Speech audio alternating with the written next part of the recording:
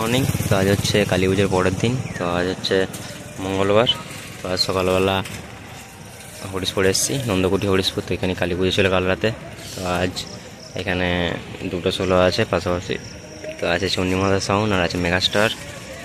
তো তোমার দেখাচ্ছি এখন বাজানে সারা রাত বেজেছিল। এই যে দেখতে পাচ্ছ 2টো 16 পাশাপাশি রয়েছে। দেখতে পাচ্ছ মেগাস্টার চালু করেছে, চণ্ডীমাতা পাশে আছে।